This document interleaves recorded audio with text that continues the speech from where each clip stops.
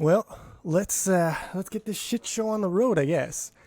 It is 12 p.m. where I am, and it's time to make let's make a CPU. We have exactly, I believe, 2 viewers here, so new record for lowest ratings on a stream ever. But I'm not gonna let that phase me. Let us continue on. So in the last, oh, by the way, yeah, Papa can't make it today, so I'm doing this one solo. All right, so where did we leave off? I believe we left off somewhere like this. Here we go. Yeah, so here is what we made in the last stream, and there was a little problem that I had, and I kind of glossed over it. But the thing is we made a counter here from just basic D flip-flops, and it kind of didn't work. And what I said was, fuck it, because I didn't want to spend like 30 minutes on stream debugging some dumb circuit. But just to quickly, because I figured out what was wrong, and I just want to quickly share that. So this is the enable, and this is the toggle input. And this one is actually toggle and load, but we'll get into that a little later. So if we clock that, we get a 1 here. That's good. Clock it again. That's 2. Clock it again, and we flip back to here. So obviously, that's fucked up. The problem is, of course, in our original circuit here. The circuit doesn't have it's not a terrible idea, but it goes astray. So the general idea here is this output is the opposite of the data stored in here. So right now it's storing a 1, so this output is 0. And what we want to do is we want to take the opposite output and load it if this is high. So if we're in toggle state, we want to go to the opposite. And that makes sense, right?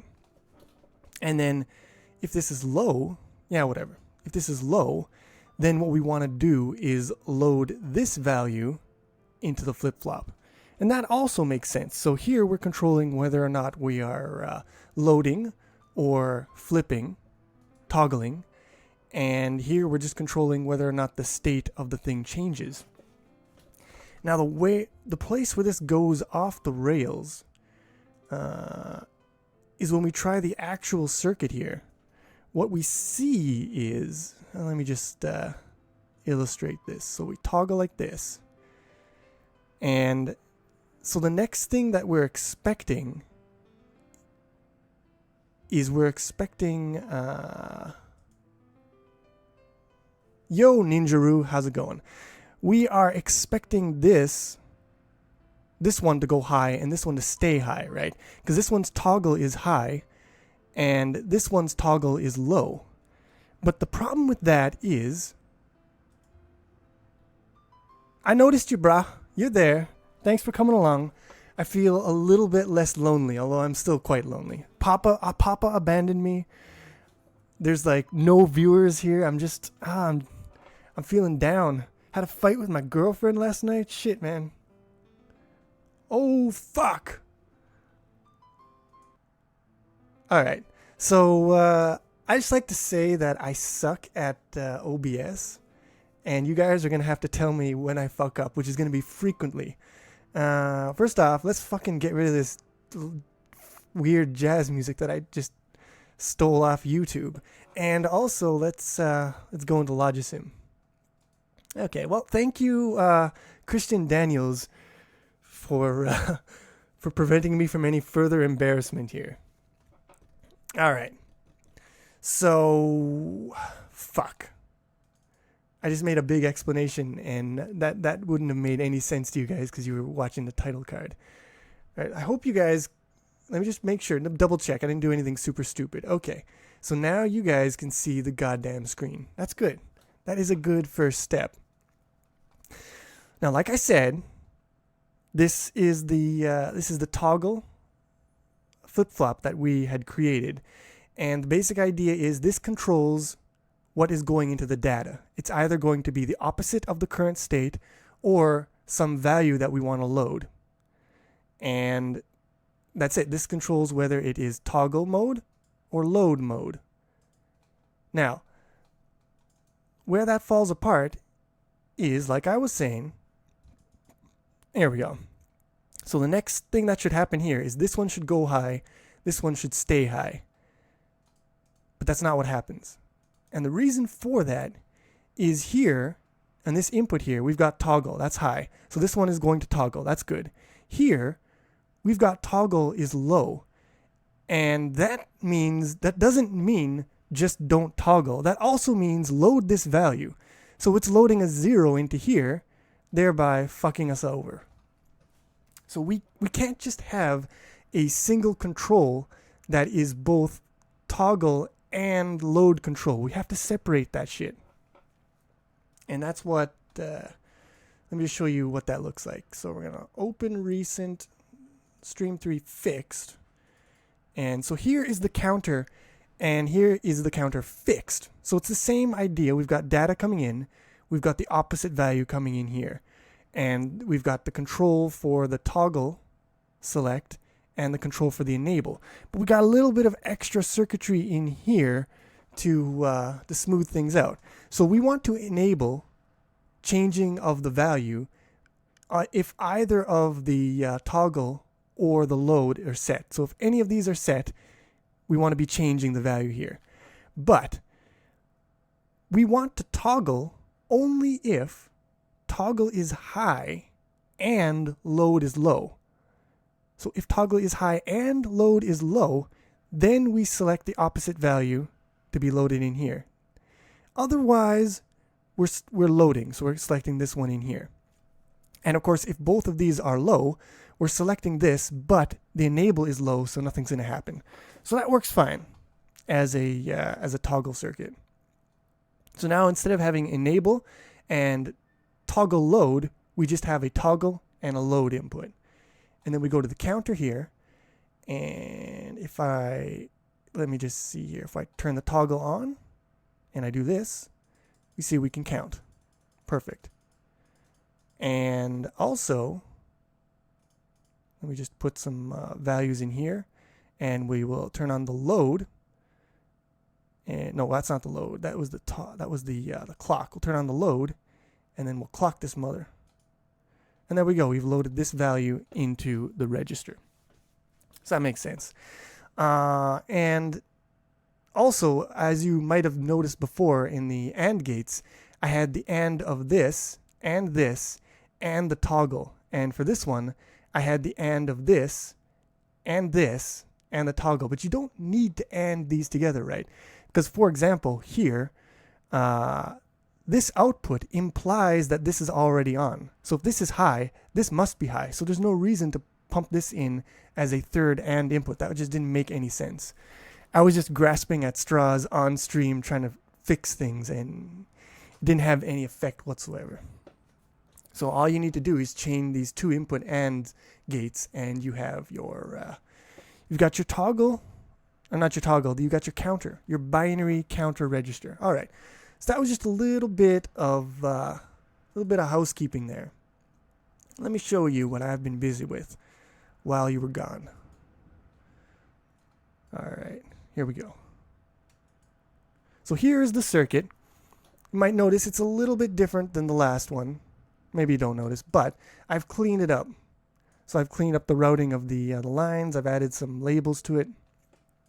And most importantly, I've set these line widths to match up with the inputs, so we got no mismatch errors here. And one more thing.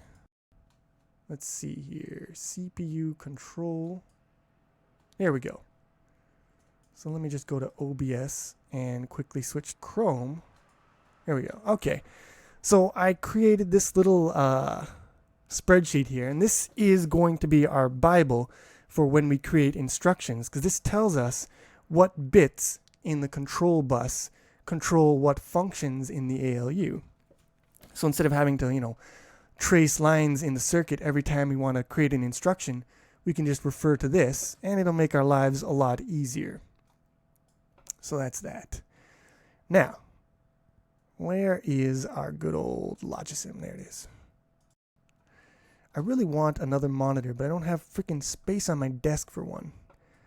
Need to knock down some walls here. Alright, so first things first, this is just my little notes to myself on what to do in the beginning of the stream here. So I've shown you the fixed counter register. The next thing we want to look at, carry out shift, we'll do that. But I fucked up one thing here, or at least one thing that I've noticed, and that is, if you look at this flags generation circuit here, it's not really what you would expect. This is supposed to be the 0 flag.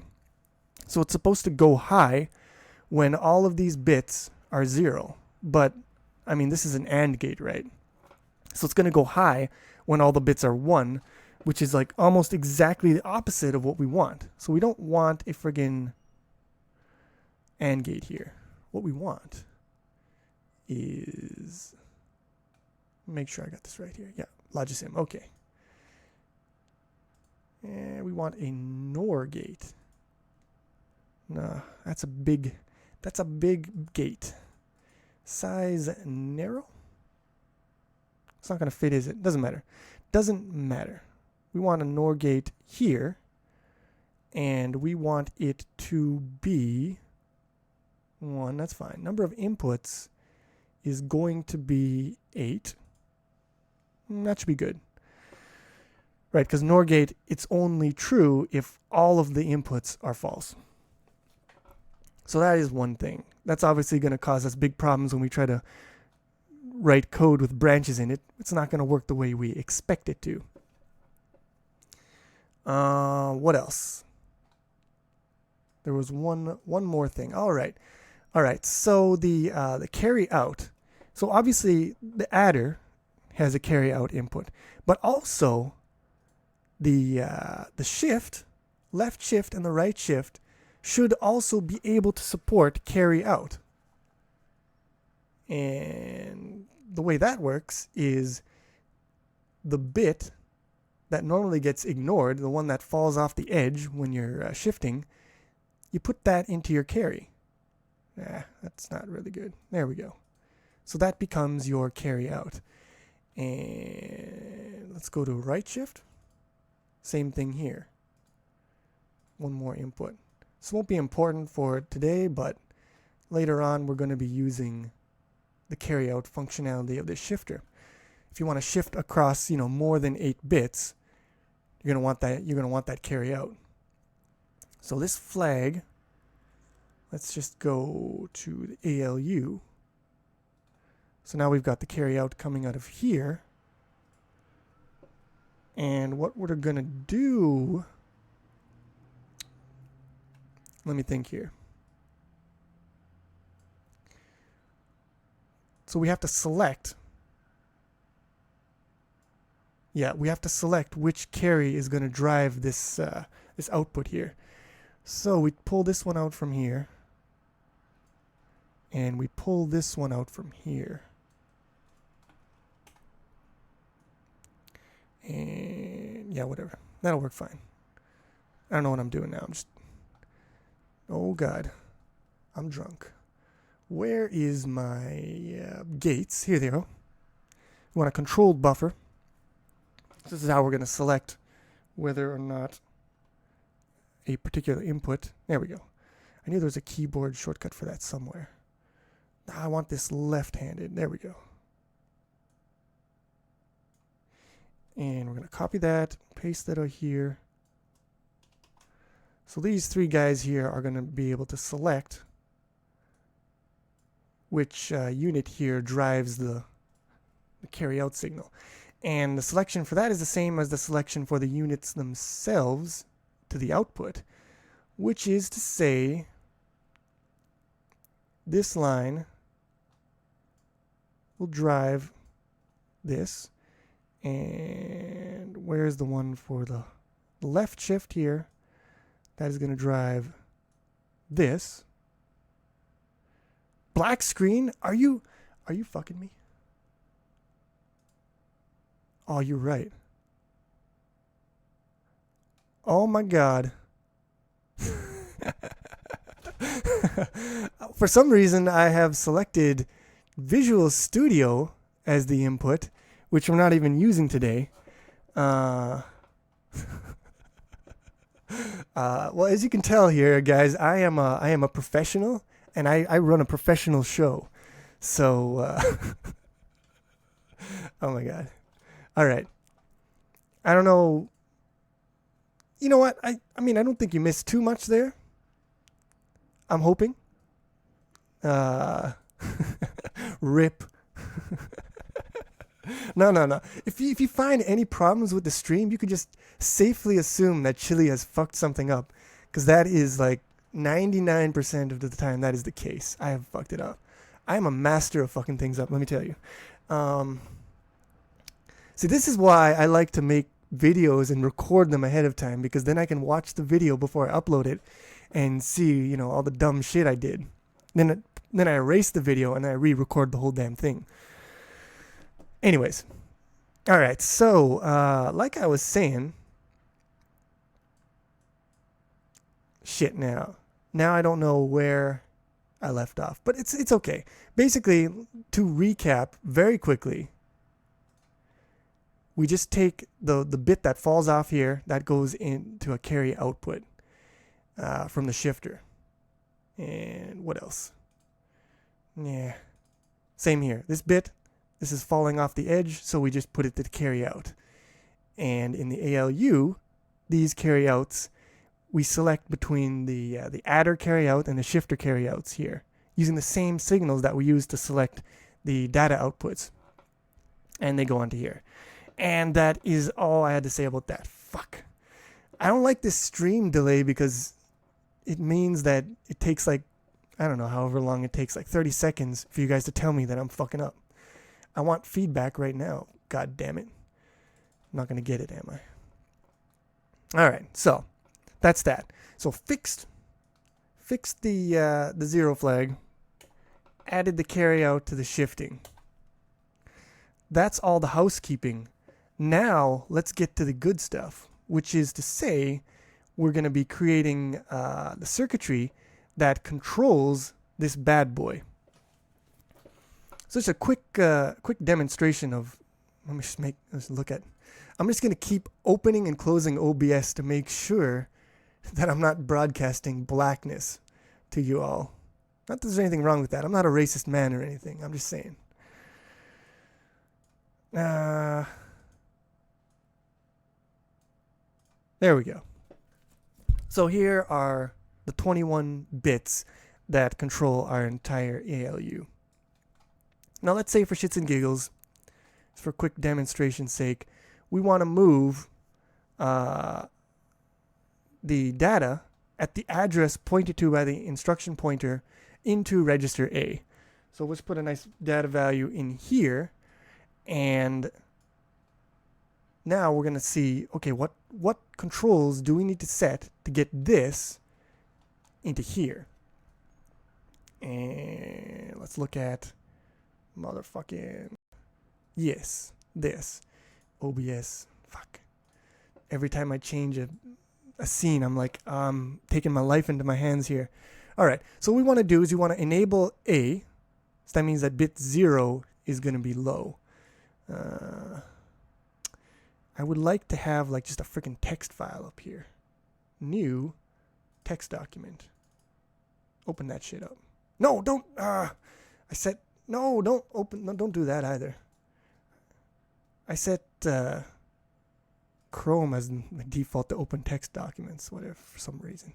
Anyways, so let me just put this over here. So first bit 0. I would like these to go opposite if I can. I want to write from right to left, but I guess I can't do that. That's not going to happen. All right. So bit 0 is the 1. Already fucking up. Bit 1 is 0. We don't want to be loading into B. Although we could write an instruction that loads into A and B simultaneously. It's probably not going to be very useful in most situations. Now select Y. This is important. This is the stuff that is going into... What if I just change this here? Computer. Can you guys still see this? You can still see it. I don't have to change scenes every freaking time. All right.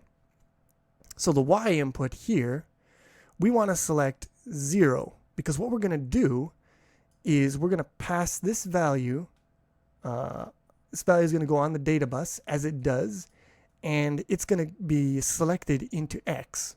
And we're going to add that with 0 so that it comes out of the F bus, and the fuck bus, no. And it goes into here, which is then loaded into A. So we need to select 0 into here, and we need to select the data bus into here. So let's do that. No, we don't need you anymore. Go away. You go away now. Here we go. Yeah. There we go. Good. No, not this one. Fuck me. There we go. Okay, so we want to select 0 into Y, which is 0, 1, 0. Good. Into X, we want to select the data bus, which is 0, 1, 0. Good. What else do we want to do? The enable flags. Oh, this is just for enabling the results to go into the flags registers, or the flag flip-flops. Those are all 0. We don't care about the flags. Enable F. We definitely want. No, wait. We don't want F to drive the data bus, because that will, that'll obviously contend with the memory that is also driving the data bus. So we want to set that to 0. Load IP, we don't care about loading the instruction pointer and incrementing the instruction pointer at this point. Select address, so we want to use the IP address as the address into the memory, so that's 0, 1, 0. And load memory is high if we want to load from memory. So that doesn't mean load a value into memory, which is what I would originally assume, but apparently not. That's not how it works. Okay, 1, 2, 3, 4, 5, 6, 7, 8, 9, 10, 11, 12, 13, 14, 15, 16, 17, 18. Wait, am I missing? Oh, ALU operation. Okay, yep, I missed one. Okay, so enable A, enable B, select Y, select X. Now the ALU operation is going to be add. It could be subtract, doesn't matter. But we'll set it to add just for whatever. All right, now this should be 21 bits. Glad I counted. And probably in the correct order, I hope. Wait, 0, 1, 0, 0, 1, 0, 1, 0, 0. Okay, that seems right. So what we're going to do is we're going to set those bits in Logisim. Where's my Logisim? Come on, baby. Give me some of that sweet circuits. Chrome, title, Logisim. There we go. Good. The good times are rolling. Let's set this motherfucker up. All right, so 1, 0, 0, 1, 0, 0, 1. I should have really broken these up into bytes. Let me just do that quickly. There's a byte here. I'll show that on screen. This is 1 byte. Yes. 1, 2 bytes. Yeah. And wait, so that's 16 plus 5, 21. That's correct. Good. All right, now I can just do this by inspection. This one only has this one set. Someone set us up the 1 here and here. And now this should do our dirty work for us. It should load this 69 into the register A. We're going to quickly clear out all the stuff in the circuit. Not necessary at this point, but just good practice. And then we clock this, and 69 has indeed moved into A just as we had planned it to. So that's the way that works. What we want, obviously, is a bit of circuitry to do that for us automatically in response to instruction values in memory. So the way we're going to do this, let me just get up my my Photoshop. Black screen death. There we go. Can you guys see stuff? Nope, you can see blackness. Fuck. Logisim? Okay. Well, we're going to do it in the Logisim scene because obviously I fucked up the scene somehow. There we go. So we've got layer 3 here. All right, so here's how it's going to work. first off, what we're going to do is we're going to lay things out. That's too fat. That is too fat for me. I'm not fat shaming you, Photoshop. I'm just saying. It's not my preference. There. Let's do that. You went back there for some reason. Thank you very much. I fixed it. I'm pretty sure I fixed it, Marcus. Yes. No. Wait. You can't see. Okay. Draw something on the screen. Now you've got me scared again. There's a line. Can you see the line? Yes, you can. Okay, good. It's fine. Thanks though for the for the heads up. I appreciate it. When in doubt, just yell out, "Chili, you're fucking it up again," and I will proceed to sweat profusely. So what we're gonna do here is we're gonna organize our control unit in grid fashion, like this.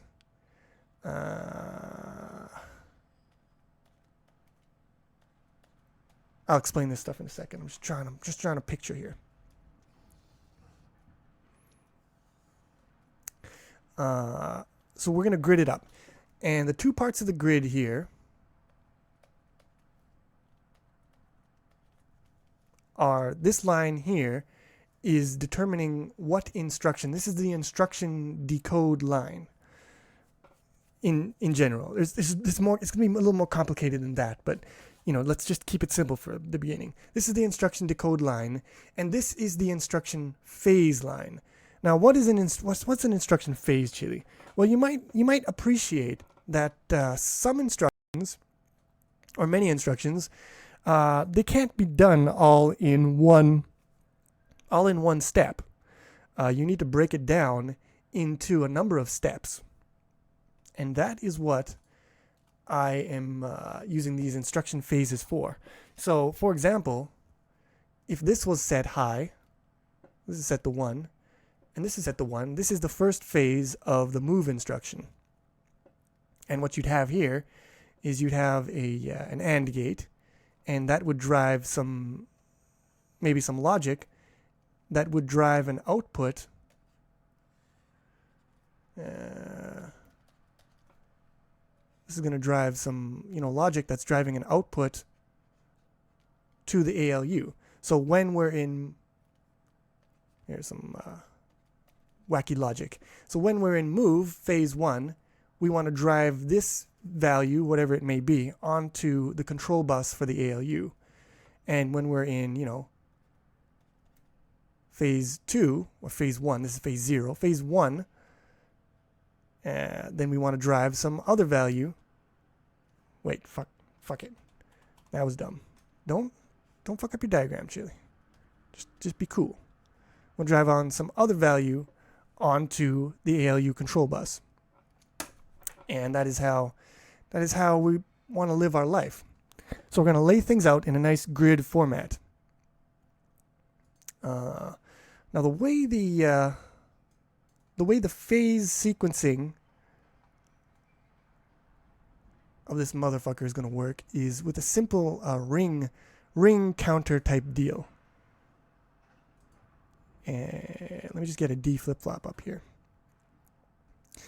So I'm going to add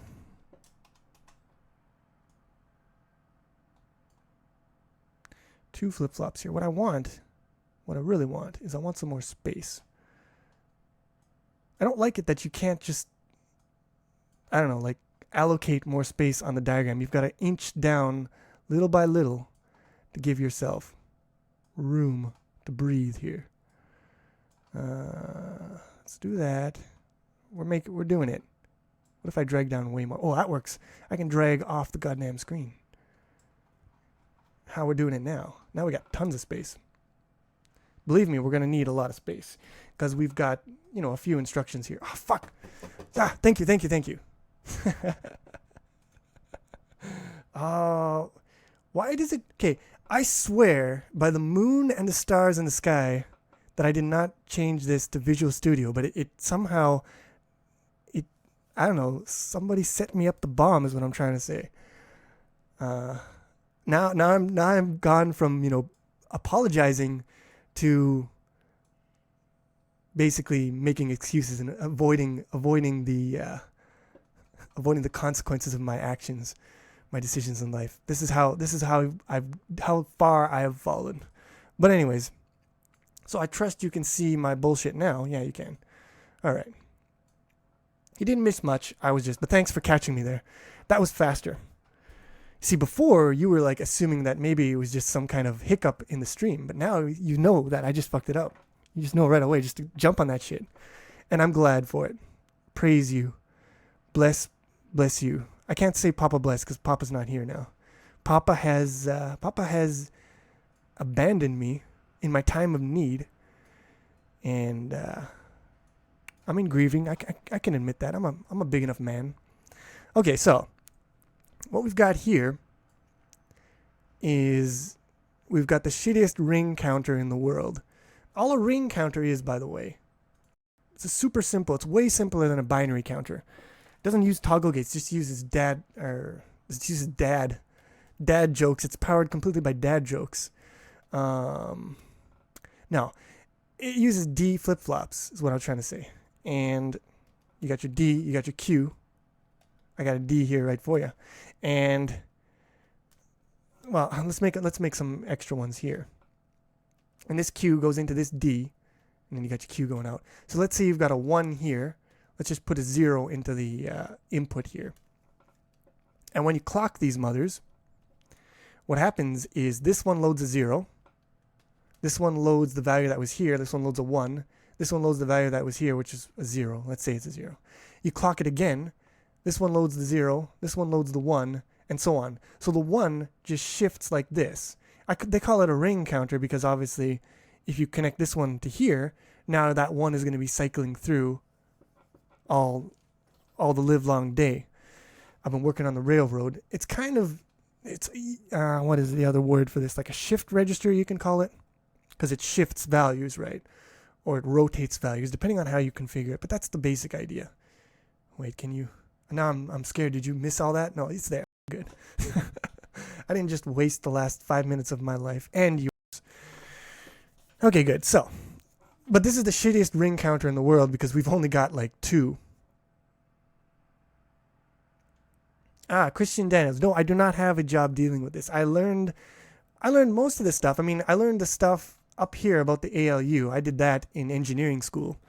But I have my engineering school days are long behind me. Now I just do it for the shits and giggles. And in engineering school, we had to build a calculator, 8 bits that could multiply, divide, add, and subtract, but we did not have to build a CPU. So all this stuff down here with the control unit, this is all blue sky for me.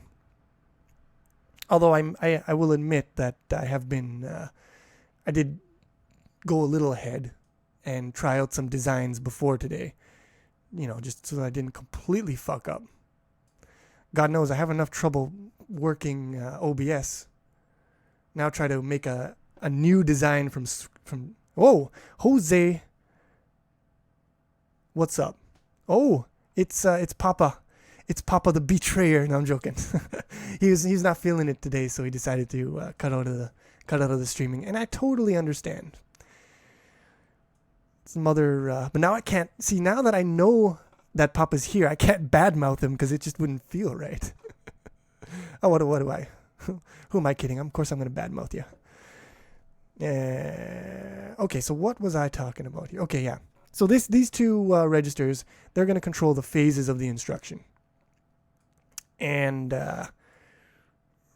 so we start off in phase 1, and then we switch to phase 2. Now, some instructions later on might require more phases, but from what I have just ascertained from my own little explorations here, is actually we can probably get away with just 2, at maximum 2 clocks per instruction, which is pretty good. Like the original 8086 was like maybe an average of like 5 per instruction or something, 4 or 5. With, longer instructions taking like tens of instructions or tens of clocks. But anyways, what we want to do here. All right. So enable, this always going to be enabling these, so that's fine. This one drives this one. That is good. And this one is going to be driven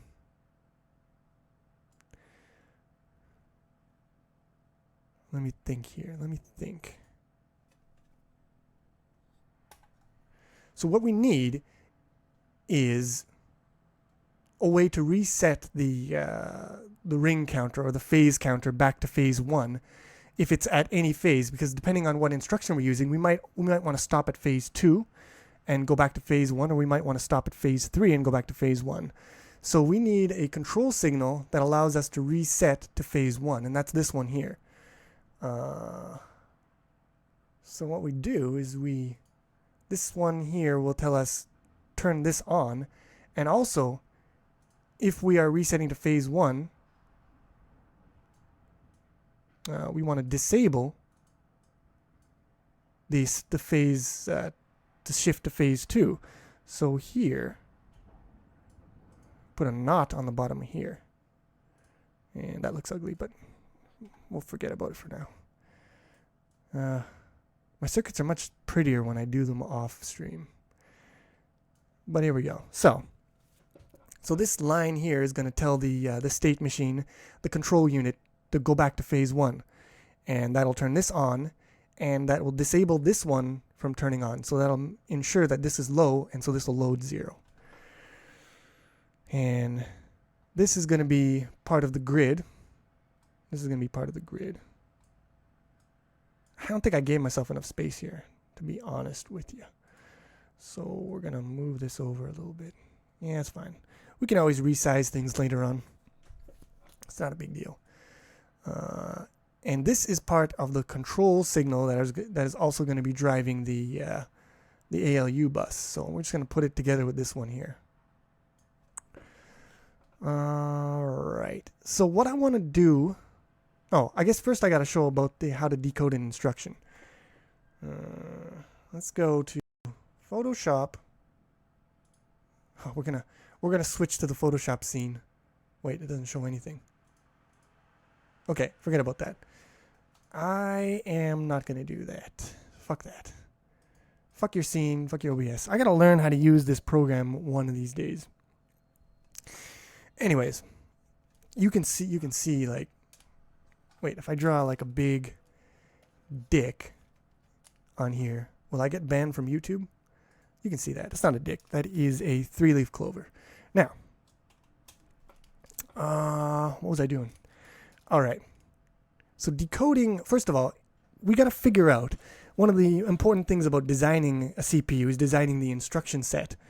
What instructions... No Espanol, I'm sorry. Only English and Japanese and a little bit of German. No. So what we got here is we gotta create an instruction set. That's an important part of making the CPU. What instructions go in, and how do we map those instructions to words in memory?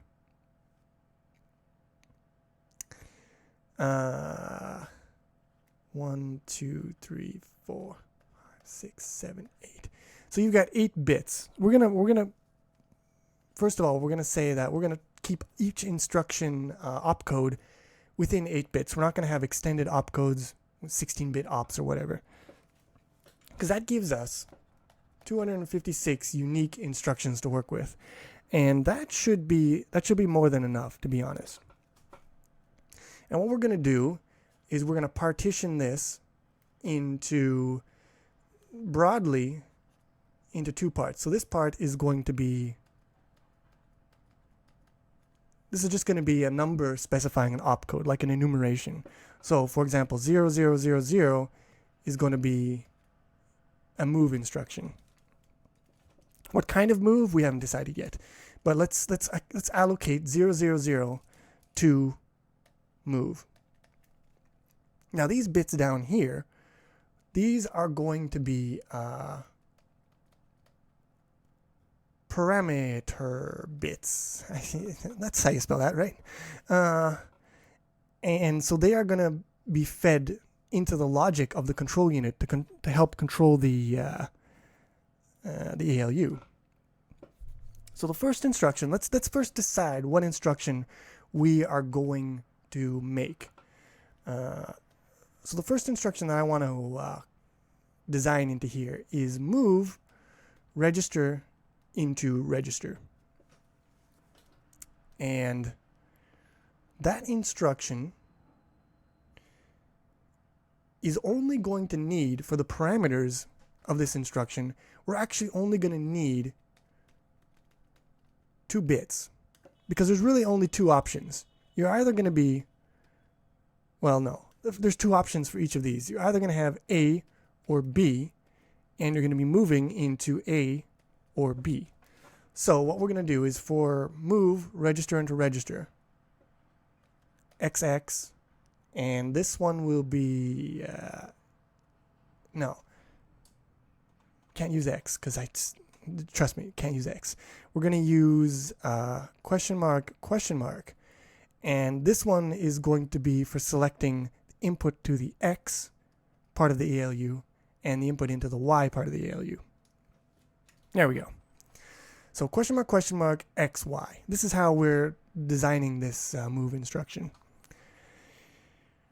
So for that, first things first, we have to put in the decoding for the instruction. So let's do that. We're going to break out. We're going to break on through to the other side and get a splitter here. And let's just left-handed, right-handed. Now, that's good. We want to face this direction. Perfect. And I'll put that in there. Now the width, the fan out is going to be 4. And the bit width in is going to be 8. And here's what we're looking at. We're interested in the top 4 bits, because those are the bits.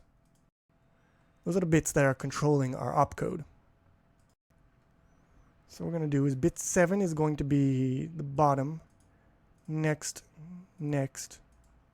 0, and we'll just, the bottom 4, or the lower 4 bits are just all going to be not assigned.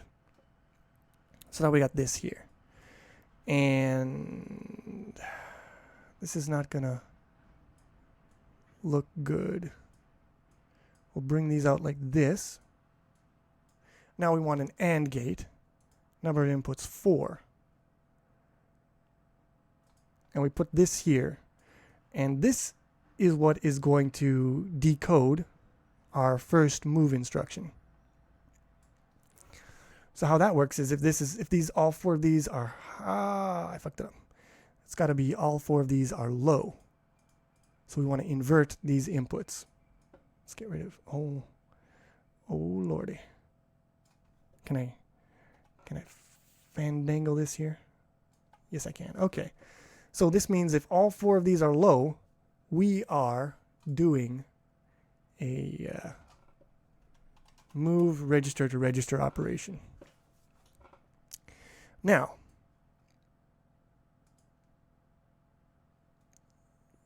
we need the AND gate that combines this and this like this. Perfect. So if the opcode that is being output from here is the move register to register opcode, and if we are in phase 1, we're going to be doing whatever circuitry is, attached to this. So what we want here, I need to give myself a little bit more space. Maybe we'll just go like this. Fuck!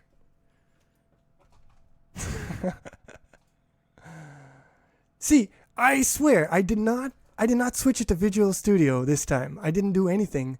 And OBS, you're fucking me. I'm not crazy. It was on Visual Studio. It was right here. And I swear I didn't change it. But thank you, Raud Luck, for telling me. And now, what's the problem? Okay, so yeah, I just made this AND gate here to decode the opcode. And then I made this AND gate to basically combine the phase with the opcode line to tell us that we are in the move RR instruction. Yes, I know, I fucked up again. But I swear it's all OBS. Honestly. Third time is a charm, and I swear I did not switch to Visual Studio. No one believes me. No one loves me. Let's continue. We want to drive this line, or these lines, I should say. Yeah, I could probably remove those options. I'm not sure if I remove that option, it'll probably just switch to a different one. I'm not sure why it's switching. That is that's my quandary. But yeah, I imagine, and I did think of that myself. Maybe I should just remove that scene, and maybe it'll stop misbehaving. But also, I don't want to fuck with that stuff while I'm streaming, because I don't know what, I might touch something that'll just fuck everything up. But we're on the same wavelength, Marcus. We got the same idea coming on here. So this tri-state buffer, this controlled buffer, as they like to say, is going to put something on the data lines. Now, what it puts on the data lines is up to us. So we've got to decide what we want to put on these data lines. What I'm going to do here, let me just go to wiring. Nope, that's not what I wanted. Left-handed. Yes, that's good.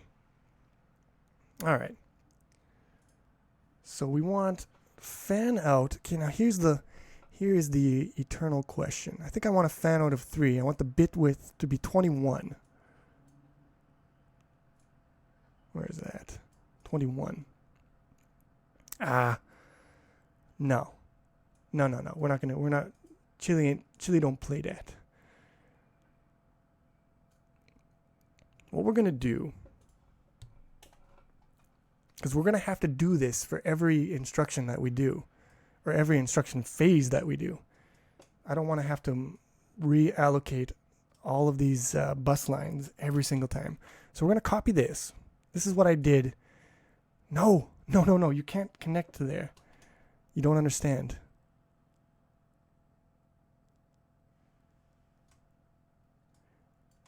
Yeah, I could definitely make a video on truth tables and diagrams if that's something that people are interested in. I control copy paste. There we go. I forgot how to do Logisim. Truth tables and diagrams. Yeah. I mean that's certainly a thing that could be done. If the demand is there, I am more than qualified to talk about that topic anyways. Says the guy who can't run OBS. But anyways.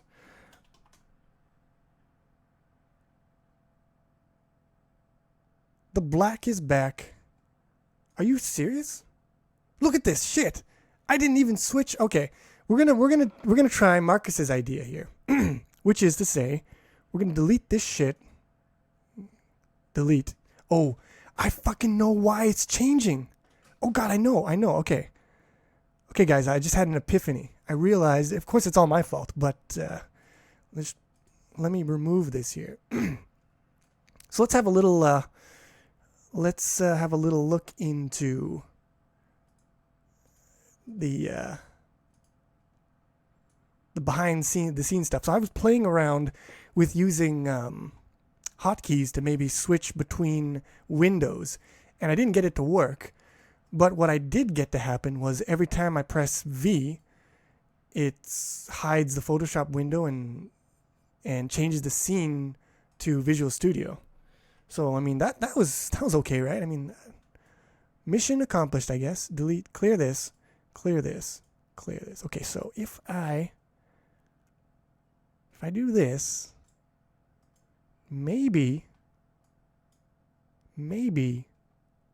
we're not going to have any bad things happen anymore. All right, so, as usual, it was something I'd fucked up, but I wasn't doing it intentionally, you see. It was a fuck up that I had made many days ago, coming back to bite me in the ass right now. Okay. So here, we've got our bus lines for the control. And how to explain this? What we want to do is we need to control these lines to move from register to register. And most of these lines are going to be the same for any register to register move. So those lines are going to be just set to a constant value. Let's look at our little Bible here. CPU control. So the things that are going to change are the selecting of the... Which one is it? This is going to be 0. So selecting X is going to change. Enable A and enable B are going to change depending on these parameter bits here. So we're going to need some logic to pipe into the control. But all the rest of the bits are going to be set to the same goddamn shit. So what we're going to do is we're going to figure out which of these bits... We're going to go back here for a second. Figure out which of these... Let me just make sure I'm broadcast. Okay, good. We're good now. So enable A, enable B. I'm going to write this down. No, wait, I'll just put it in my text document here. So ENA, ENB, and select X. So those are that doesn't help me. That's not on my diagram. Bit 0, bit 1, and bits 5 to 7. All right, good. These are the bits that we're going to be basically we're going to be setting dynamically. Now for the bits that we aren't setting dynamically, so 0, 1, 5 to 7. This is too small. I can't see the numbers. It's too small though. We're just going to pipe this like this. So 5 to 7, we need to set that one. All these ones here are going to be set to some constant value. All right. And this constant value here, I mean, we could, do it by connecting these ones here to power and ground, but that's going to be a fucking nightmare. Now, Logisim has a very nice little thing here, constant. And all that does is it sets the bit pattern to whatever number you put in here. Very nice and convenient. So we take this guy. We set the data bits to 21.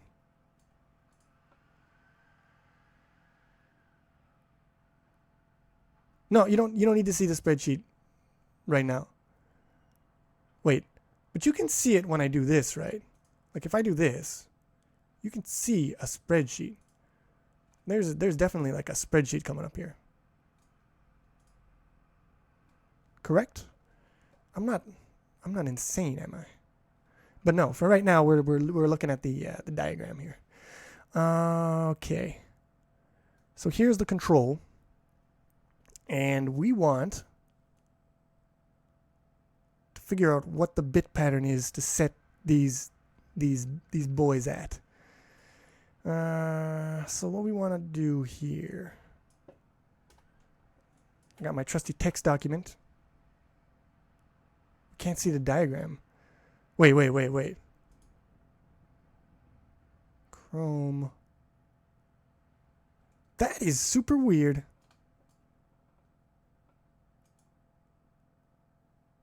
That's weird. That's interesting, but weird. Oh, wait. Because I... that's weird. So before, when I had this up, you can see that. And then if I change there, change to Logisim, you can see... Yeah. Okay. So if I minimize a window, then the scene will show that window. But if I don't minimize the window, the scene will show whatever is in the space of that window.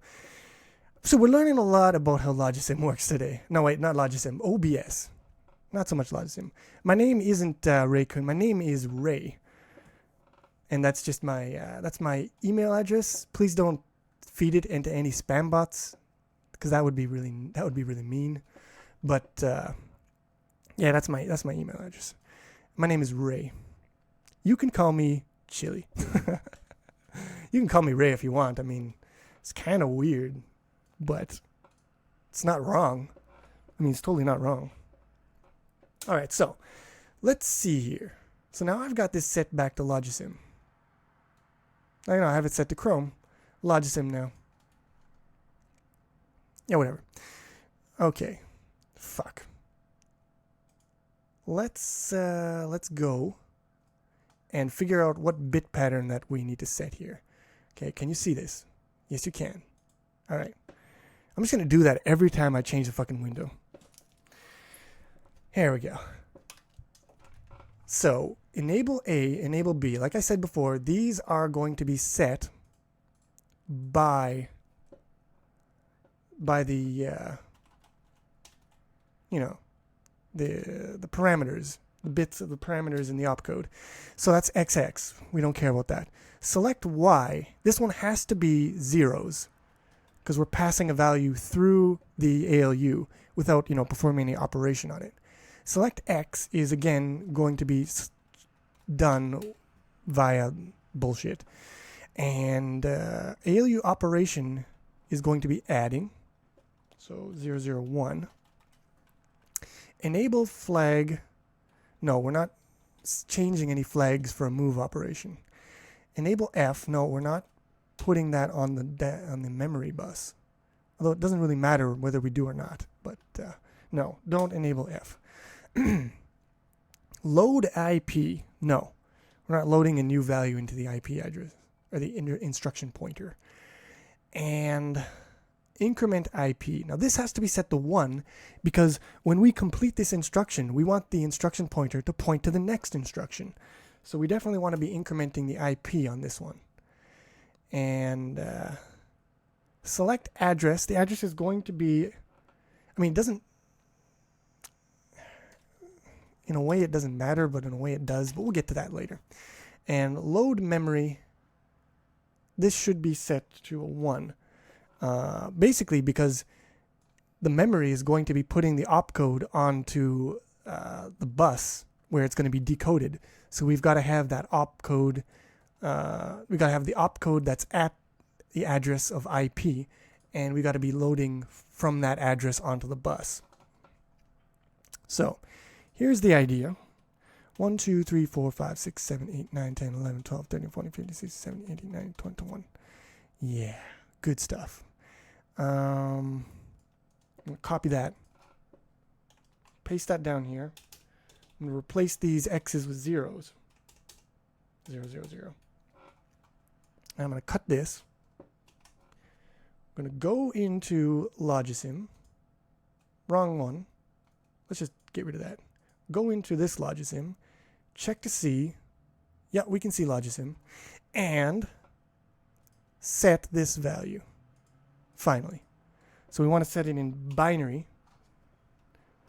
which Logisim does allow you to do. No, I don't want B in there. I want a binary value of this.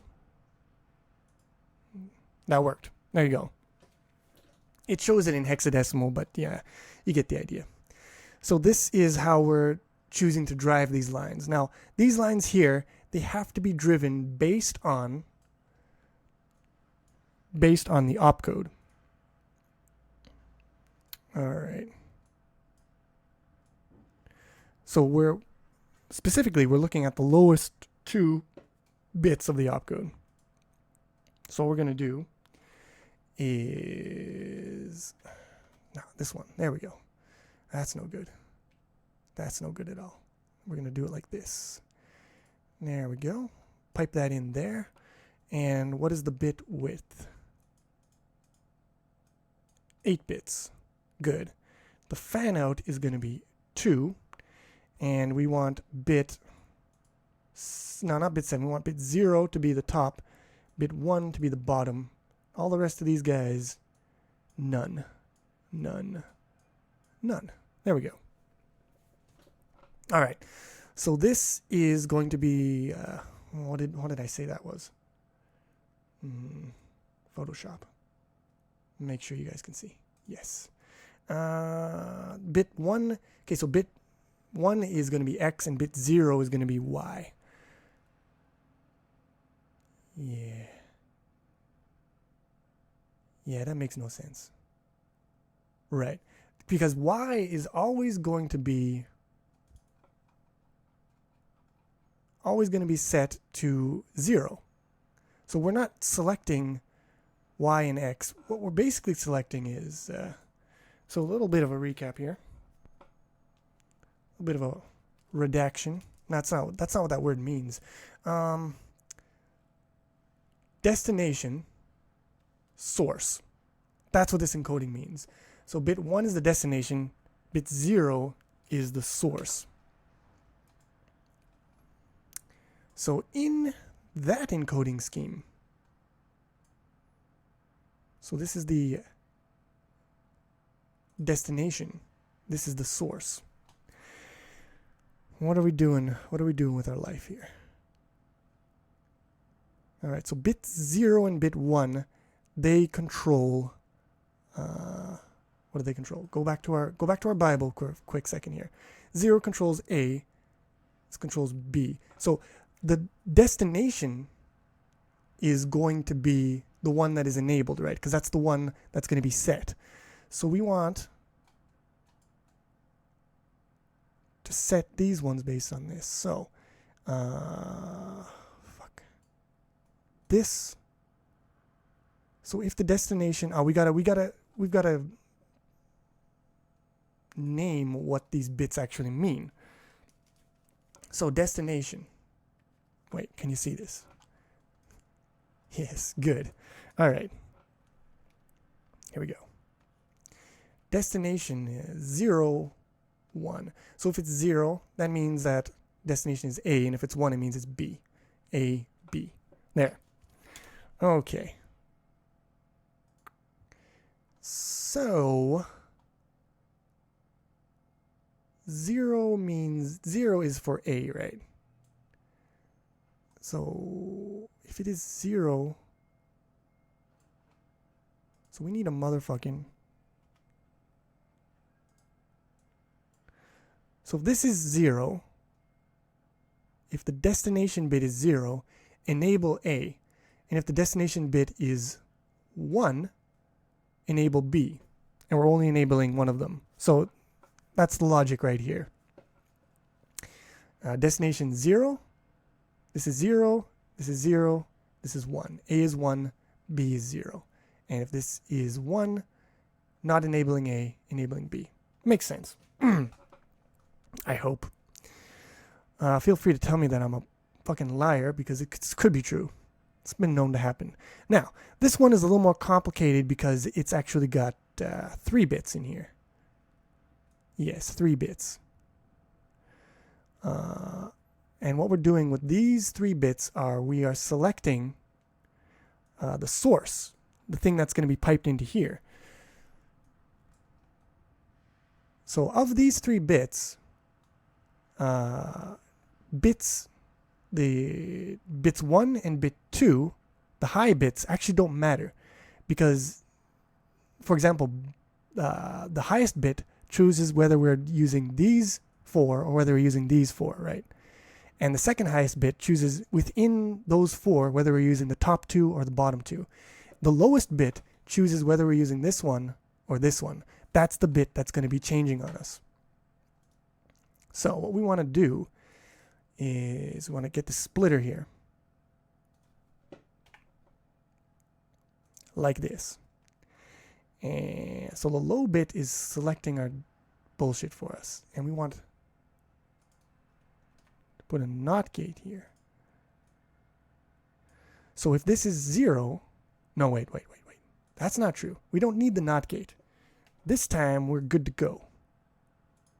Because, remember, looking at CPU control Bible here, select X, 0 is A, 1 is B. So we're good to go.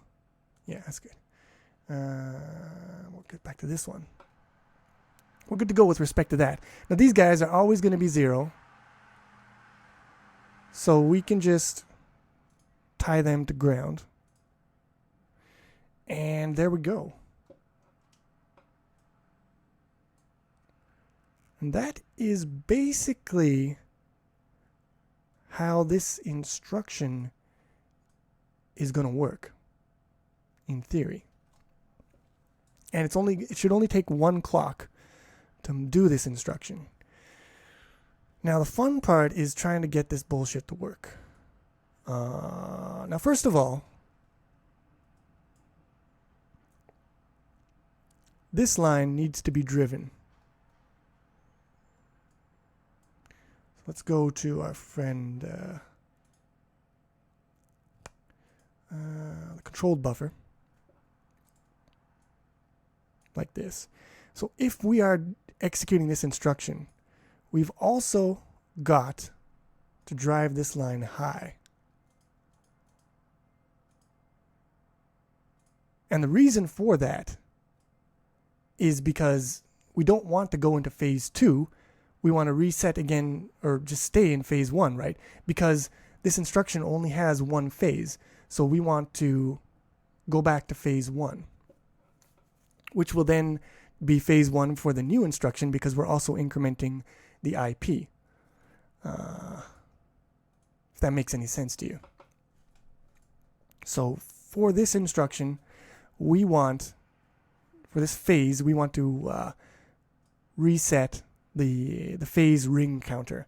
And you do that basically at the end of every instruction, because at the end of every instruction, you want to go back to phase 0 for the next instruction. So that's an important part of that. What else? Thinking that's all for this. Now we've got a bunch of red in here, and this is a problem. First of all, these are both 0. We need to have some way to start this off in the correct state, which is a state like this, where this is 1 and this is 0. So what we do is we connect these asynchronous set inputs, and we're going to hook those up to the clear. So now, when we reset our CPU, this one is now set to 1, this one is set to 0. And a whole bunch of shit gets red. And this is a problem. But no, don't worry. I know the solution.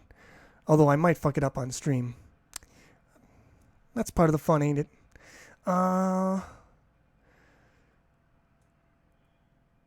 So here, first of all, we've only got decoding for 1 instruction, which is this move instruction. So let's put that move instruction into here. See if that changes anything when we reset. So we'll put this 0, 0. Turn clear on. Yeah, that's good. And then clear off. Didn't help. So what's the problem? Why doesn't this work? Well, it's kind of hard to explain,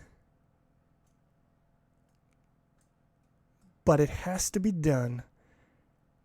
Basically, so this circuit here is determining the output that drives the ALU, right?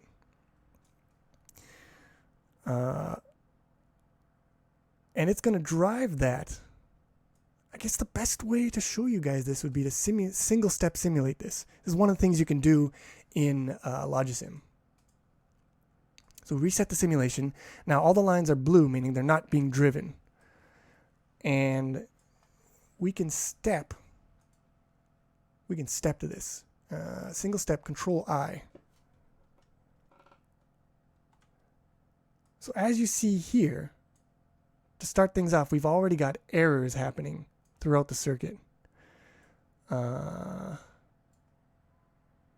Errors happen when two different outputs try to drive the same line.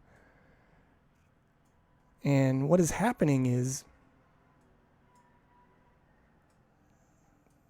there's so many of them though. A lot of outputs are driving the line at the same time, and it's causing bad stuff to happen. And the thing about that is, so here we've got this output is good, but this output here, like this thing here, is error. So that means that this is going to be error. So this is never going to be true. So this line is not connected. These lines here, the control lines, because this isn't high, these control lines aren't being driven. They're all blue, you see. Bada bee, bada ba. Oh, I can get a lot of mileage out of that one. And because of that, as a result of that bullshit, well, I don't know why this one is error, but apparently this multiplexer outputs errors. But anyways, error here, data bus. See, the address going into here is an error, so the data bus is also error. And that feeds back into here. We can never get into a good state because basically this is a memory. This is a memory loop. I remember when we created a latch. The way the latch worked is you had feedback from the input going into the or from the output going into the input, and that's how you remember your state. And here we've got feedback going into here, feeding garbage in, meaning garbage comes out, and we never get into a steady, proper state. So we need to fix that. And I'm going to show you a few iterations of how I came to my final design, which is pretty good. But the first thing I tried to fix this problem was I said, okay, we need to break this cycle of bullshit. And the way we're going to do it is we're going to put a multiplexer in here. And the data bits, there we go. So we've got 8 data bits. We've got 1 select bit. All right, so this is what we want. And here's our multiplexer. And it's going to select from, put this one to 0, from between the data bus and just 0. Ground. We'll just put a ground there. It's facing the wrong way. And we got to change that to 8 bits. All right. So now we're driving this thing.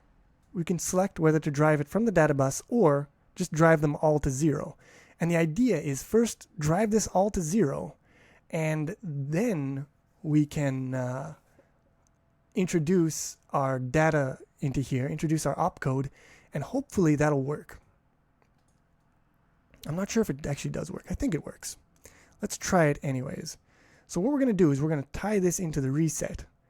And so when we reset, it's going to put 0 into here, and hopefully that'll clean up a lot of bullshit.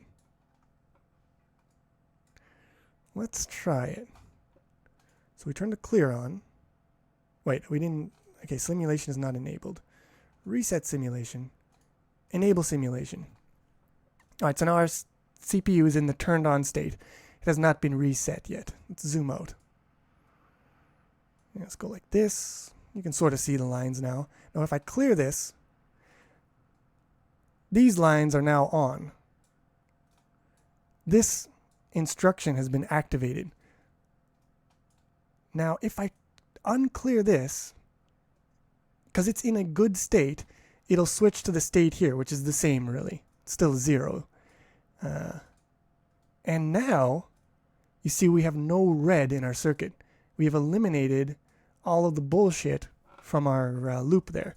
So by breaking this feedback loop in reset, we are now able to get our CPU into a stable operating state, which is, it's a good thing to have.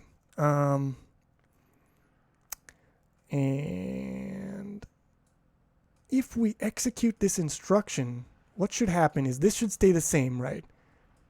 Yeah, because we're driving this reset high. this should stay the same. The instruction pointer should increment by 1, and the registers shouldn't change because they have 0 in the other way. So if you move from one to the other, it doesn't matter. So let's just try that. So let's try clocking this. And yeah, instruction pointer incremented. Clock, clock. There we go. Good. Good times. Now let's try something a little more, useful, since that didn't do anything really. What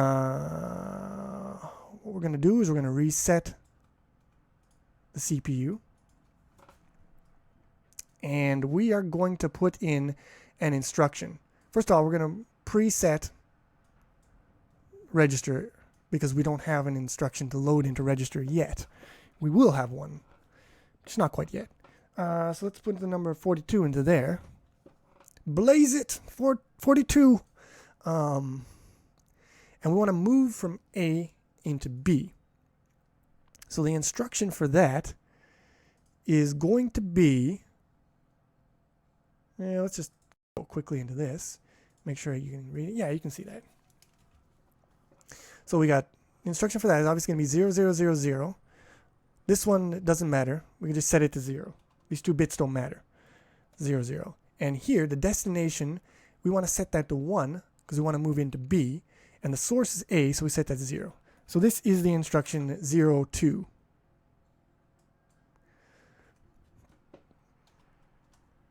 Zero two. Good times. So, reset the processor. We're going to clock this mother. 0, 2. Wait, no. Fucking don't do that. 42. Forgot we gotta have 42 in there, otherwise it's not gonna work. Alright, there we go. So we moved 42 into B from A. Hallelujah. The opposite of that, move A into B, would obviously be 0, 1, right? And so let's clear this out. Make sure that works. Clock. And there we go. We moved, or copied basically, from here into here. So our instructions work.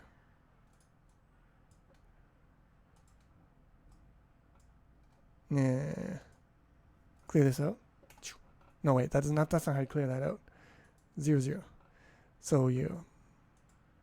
Oh wait, that's not good.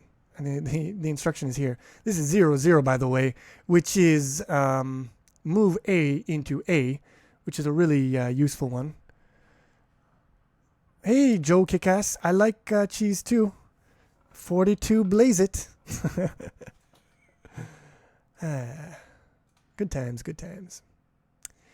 Anyways, so this is our move register to register instruction, all encoded, and apparently it is working properly.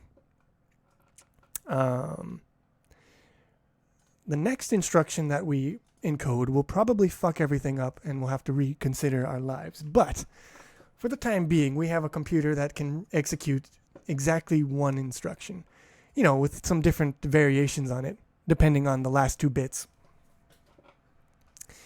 Let me check the time. I have no idea. Oh, wait, I can just look at the clock. Okay, so we've got a little bit of time here. What I want to do, first of all, I want to ask you guys, do you have any questions? Just to make sure I haven't missed anything. Any questions at all, you ask me, I will answer. Wait, not any questions at all. Like, don't ask me, like, the color of my butthole. Because I'm not going to answer that one. But you can ask me any questions about this circuit and the topics we've discussed. Don't ask me questions about OBS either, because I don't have any fucking idea. I'm going to get some water, though.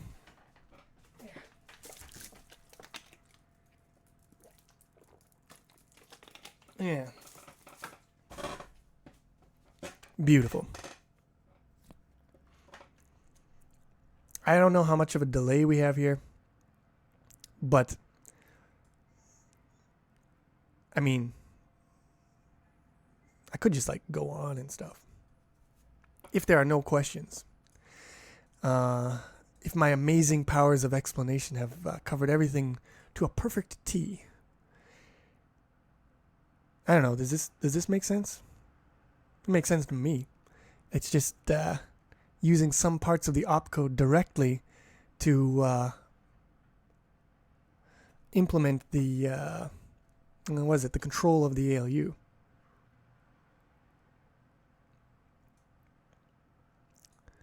That's cool, Mako. You can watch that shit on YouTube. So how many instructions do we need to implement? I guess it depends on what you mean by an instruction. Now I'm getting pedantic, but I mean, if you consider, for example, do you consider move A, B, move B, A, two different instructions? If you consider those to be different instructions, then I would say a fuck lot of instructions. However, if you consider these to be the same, I have another question for you. Do you consider move A 8, move 8 into A, move immediate value from memory into A? Do you consider this to be a different instruction than this move? If you consider these to be different, I would say we need to implement maybe 30 or 40 instructions. These are different addressing modes of the same instruction. So this is different operands, same instruction, same addressing mode. This is same instruction, but different addressing mode. Now, if you just mean like move, add, shift, branch, jump if not equal. If you just mean these guys, probably we only have to implement like maybe, I don't know.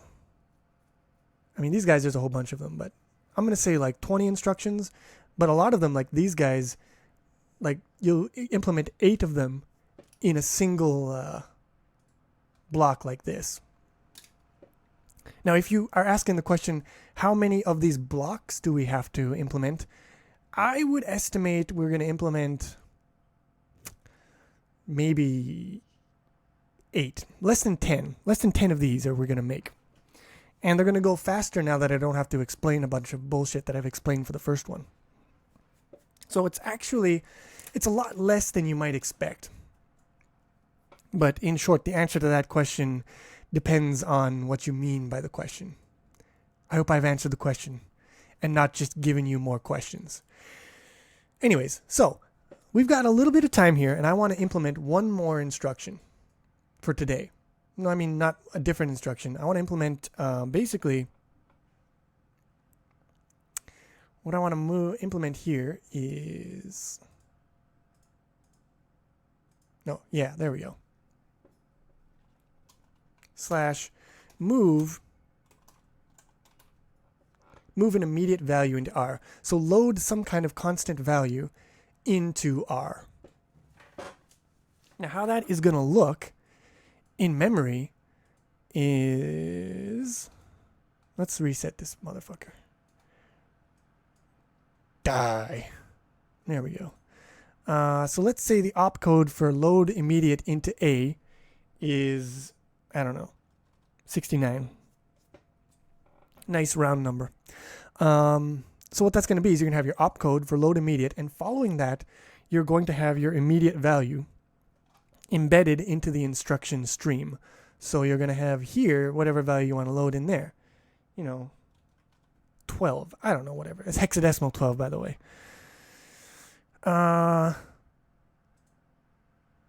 So this instruction is technically going to be 2 bytes, only the opcode is 1 byte, and then there's 1 byte immediate value which follows it.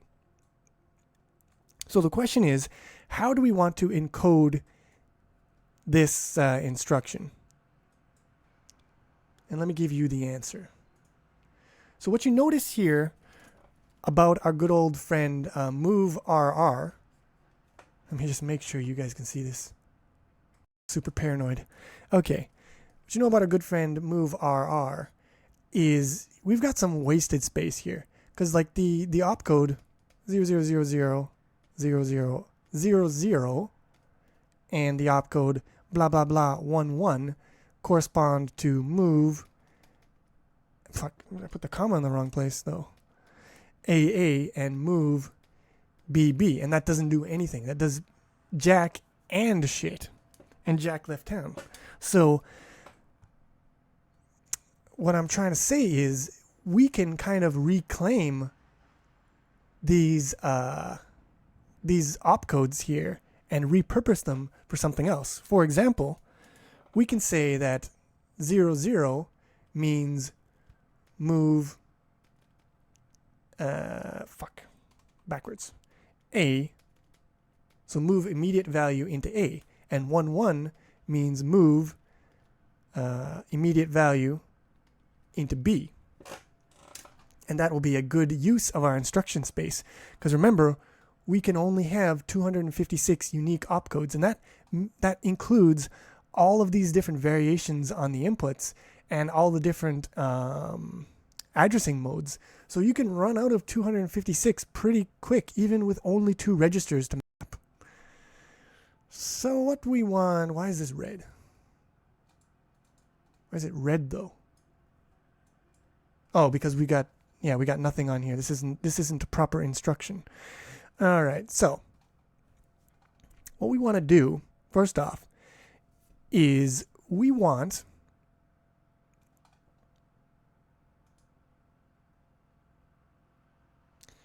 let me think here. We want to check to see whether or not we are whether the last 2 bits are the same. Because if they're the same, we don't want to do register to register. We want to do immediate. So we're testing to see whether these 2 bits are the same. And the best way to test whether the bits are the same is with a good old-fashioned exclusive OR gate, if I can find one. Here we go. So exclusive OR means if they are the same, the output is 0. So exclusive NOR gate is if they are the same, the output is 1. And I think that's what I want here. We can do it either way, obviously, but I want to do it this way. So we're testing these 2 bits, checking to see if they are the same thing. And if they are the same, what we want to do is we want to disable this, and we want to enable this. So, let me think here. Get rid of this.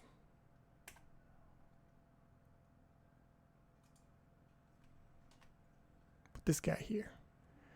So this is going to be controlling these tri-state buffers. And we want to turn them on if we are in the move instruction, like so, and we're not doing an immediate move. I hope that doesn't cross anything. There we go. Good. Oh, that was an interesting horn that just played. I'm going to get rid of this. I just want to test this out. I want to make sure I haven't broken anything yet. So what we want to do is reset the CPU because it got into a bad state. So clear that. It doesn't look promising. Turn the clock down. Yeah. Okay, why do you not like this though? Why do you not like this though? Or right, because 0, 0 is actually not this one. 0, 0 is going to be the immediate move, which we haven't implemented yet. So that is why it doesn't like that. It's trying to decode an instruction that doesn't exist. Clear that. What, you making me a liar now? Because I'm pretty sure that this should work. This is high. This is going to be low. Going to be low though. I'm going to simulate. Disable the simulation. Set that to clear. Let's see how this plays out. So the clear signal hits here. Reset that. This signal goes high because top bits, 4 bits are 0. This goes high because 0, 1. And this goes high.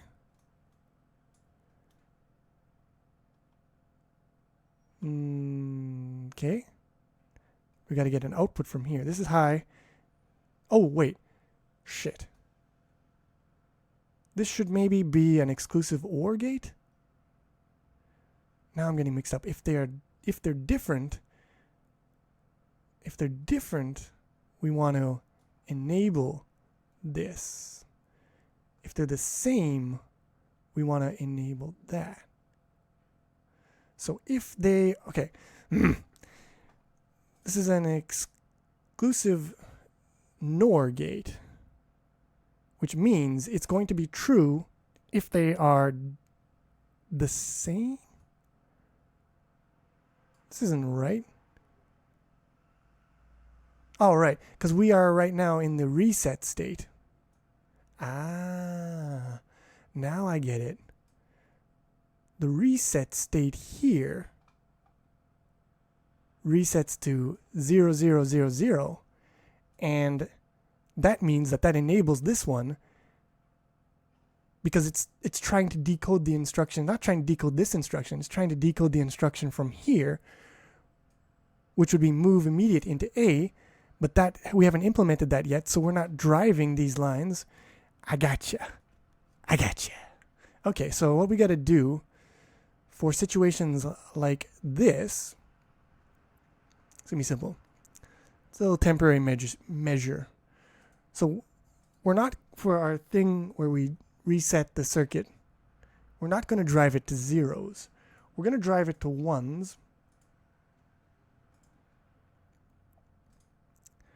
Nah, it's got to be data bits like this. We're going to drive it to all ones, and we're going to create another instruction. Actually, we don't have to put that there. All we got to do, yeah, we don't want you here. Copy that, paste that one up here. So we're going to define another instruction decode line here. And this is going to be fully decoded. So fan out of 8. And all this one is doing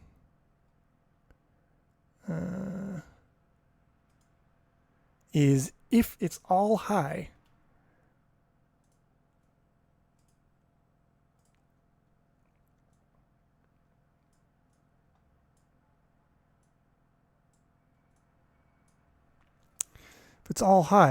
we just want to set the CPU into like a nice steady state.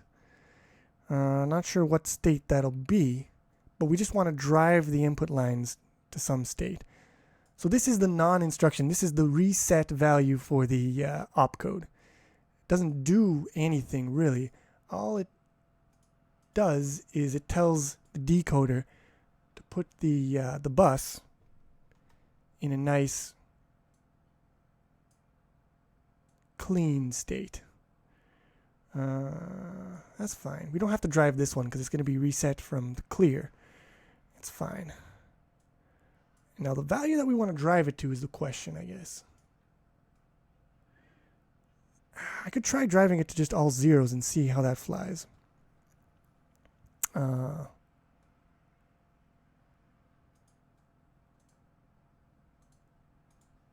Like that. And, oh wait, this one's got to be 21 because it is driving this control bus. Zeus! What did I what now? Who shot who in the what now? Nah, this one has to be 21 as well. All right. So, what we're basically saying is if the opcode on this line here is all ones, just fucking set all of the control bits to 0. And hopefully that will be enough to reset the processor state. Let's try that. So we're going to simulate. We're going to enable the simulation. All right. So far, so good. No red except for here, and that's to be expected. Now if we... That is cool. I am proud of my C++ tutorials. Fuck! No! You little bitch.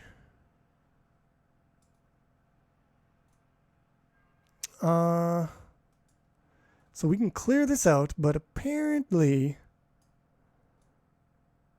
doesn't like it when we, oh wait. Okay, so somehow I managed to delete that line there. That could be the problem. Let's try this again. Cross your fingers, everybody. Cross your toes, even though you're going to be like 30 seconds too late. Fuck. You didn't cross them. All right. Okay, well, I may have crossed these wires here, though, which is not a good idea. Okay, we're going to get rid of this. Delete that. So it's funny how all this weird bullshit never happens when I'm just fiddling around with Logisim on my own.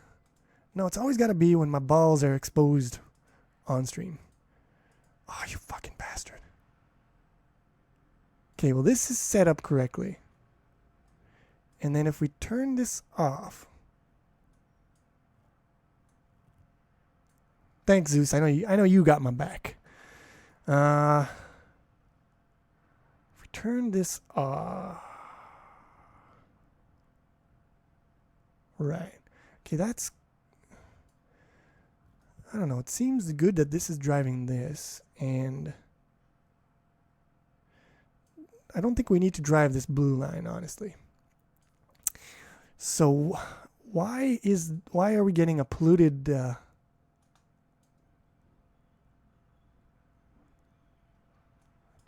circuit in here? That's what I want to know. Let's disable simulation. We're going to step through it. So we're going to turn off the clear line. And we're going to see what we can see. So I'm just going to add a couple probes here.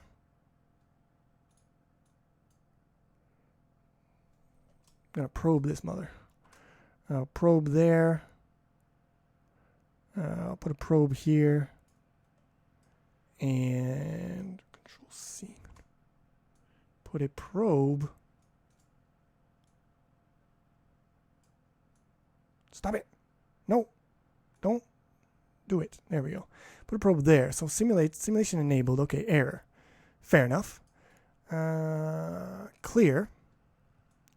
All zeros. That's what we are expecting. FF. That's good. This is garbage. Okay. So what I'm going to do here, because maybe this XX is getting in here when we switch over. What I'm going to do is I'm going to set this one to a constant value. You gotta play me like that. There we go. Now the value that we want to set it to is going to be, basically the thing we want to set is the address select. That's the only thing we're interested in here. And we're going to set the address select, so bits 17 to 19. Oh. Okay. So, how do I do this? So set all zeros here. And then we're going to count. So this is bit 0 right here before this one. 1, 2, 3, 4, 5, 6, 7, 8, 9, 10, 11, 12, 13, 14, 15, 16, 17. I mean, I guess I could have just counted 3 from the end here, but whatever. So we want to set the address so that it's being driven by the instruction pointer here. That's all we're interested in. Everything else can go fuck off. Is that going to be enough? Copy that. Well, I mean, Zeus, I mean, if it's, if we can put you in a nice meditative zone, maybe you can dream out, have some lucid dreams. That's good too, I think. I'm glad to have provided a service there. Now, the problem is, okay, the thing that I was just thinking of doing there doesn't make any sense, because by default, by setting this to all wait, this is 1FFFF. I set this to all zeros.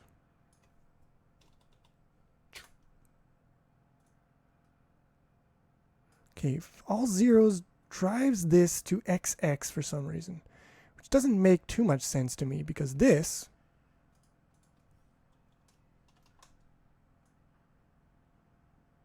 Where is it? This is the selector for the multiplexer. This is 0. So it should be taking...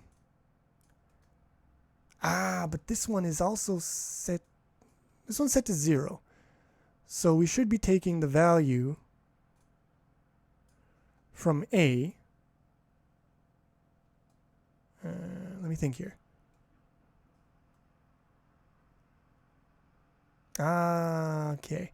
This is set to 0. It's taking the value from here. And this one is going to be set to 0. So it's taking the value from here. It should go to here, to here, to here. Where am I missing? What am I missing? Where am I missing something here? The value 0 on here is just 0. Right? Address bus is set to... right! Because the load is low, we're not driving this bus because we're not loading from memory. Okay, so that's where I'm fucking up. So our reset bullshit here.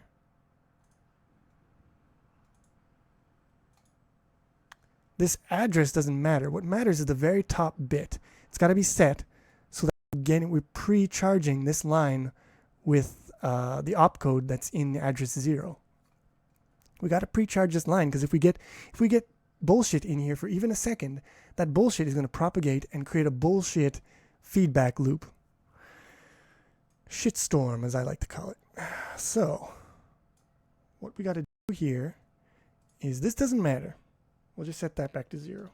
But the very top bit has to be 1. That is an absolute requirement for the reset control values. There. Okay. Now we're cooking with gas. All right. Now if I turn this off, it's not going to go red. Fuck me. Oh my god. I swear this never happens. This has never happened before. Oh my god. This is going to be driven high. All right. So, let's see if we can trace this bullshit. What I'm going to do, disable simulation. I'm going to turn the clear off. Okay, now let's see how this bullshit propagates throughout our circuit. Control I. All right, what happened? What happened here? This goes low, obviously. This is the reset line. It's going to go low. Now this is going to be selected into here. Yeah, this gets selected in here, 0, 1. And no, Papa, you're not going to be tested on this. I don't want to be tested on this. I'm being tested on this right now, and I'm not doing so hot. 0, 1. So that'll enable this one. Yes, this is enabled. So far, just as Rafanic, I can't say your name, just as, but I'm glad that you said that, because I'm just, I don't know. I feel self-conscious whenever things don't work. I'm like, oh man, this has got to be the most boring bullshit in the world to watch. But I'm glad you're digging it. If one person is digging it, my life hasn't been wasted. Now, back to the matter at hand. This goes high. So far, we don't have any bullshit in our circuit whatsoever. Our circuit is bullshit free as far as we know. I mean, we can't see these lines because they don't show colors because they're a bus, but they look relatively bullshit free. So far so good. This goes high, and this was already high. So now we're enabling our move instruction here. That goes into here.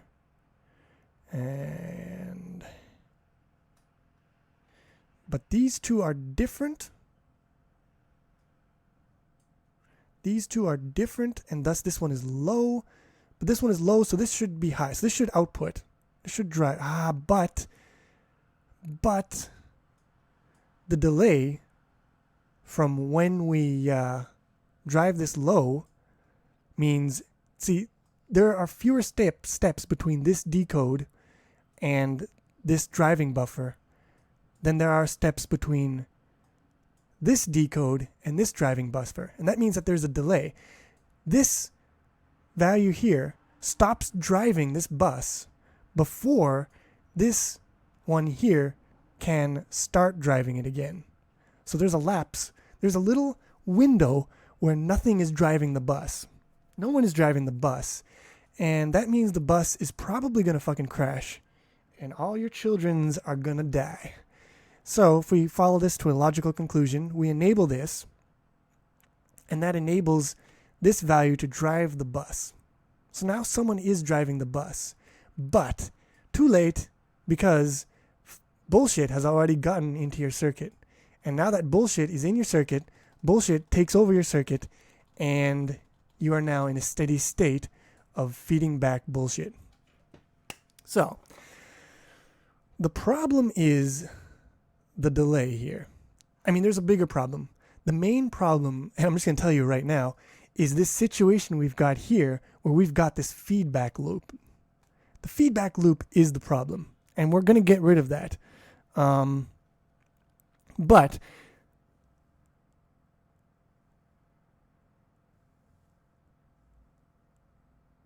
wait, Jim Smith is PutPixel?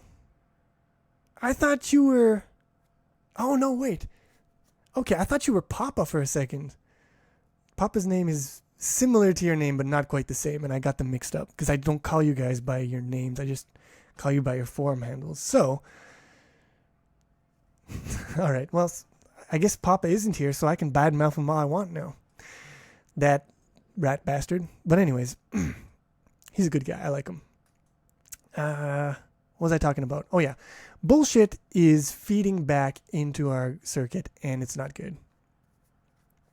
Now, the way to fix this is basically to... what you got to do is you have to put a register... Where is it? Where's my registers? Where's my registers at? Register. Memory register. You got to put a register here. And so you don't... the loading of an instruction and the decoding of an instruction happen separately of each other. Because if your decode and your load is in the same loop, you're not this is called an asynchronous circuit. And as you can see, it is very, very prone to bullshit. So, now, the only thing about this is that I have gotten this move RR and move R immediate thing to work asynchronously. Yo, Brett, what's up? But now I'm like, how did I get that to work? Because here we've got a problem where the delay between this decoder deactivating and this decoder activating is causing us to die a horrible death. Now what I could do, because I mean, I don't want to spend a bunch of time debugging this when we know that this isn't the final design we're going to be using. This is not the final design. We're not designing an asynchronous circuit. It is possible. Asynchronous computers are a thing, but they are also not a thing in that you cannot buy one anywhere because people don't make them. And people don't make them because they're fucking hard to get right. And even if you design them perfectly, they are very fault intolerant. So even if your transistors are off spec by a little bit, the timings will fuck up your whole circuit logic. Anyways, so what I want to do is try to find a circuit in here that has my... this is very close to what it is. This is the asynchronous thing, and it has some other extra bullshit that I didn't want to show yet. But I've got to show it. Well, you know what? We're just gonna soldier through here, because I've got an idea, and the idea is, first of all, this circuit isn't going to work. Well, wait. Let me just open that up again. I want to take a look at something. Fuck. Where is it? Not there. Where is... Yeah, CPU test 2. There you go. CPU test 2. What I want to know is I want to know how my reset is working on this one. Did I do the thing where there's an instruction, a default that just drives the buffer? All right. Okay, now I remember what I did. This is good. Remembering is a good thing.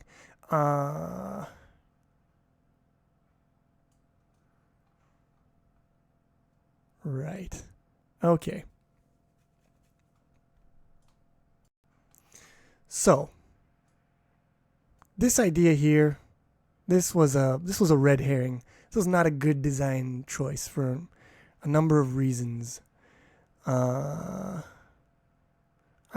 don't want to delete it just yet because it might still be useful, but it's not the solution to the problem that we have. The solution to the problem is how to explain this. In any instruction, in the first phase, there are going to be parts. There are going to be control lines that are always the same, no matter what instruction.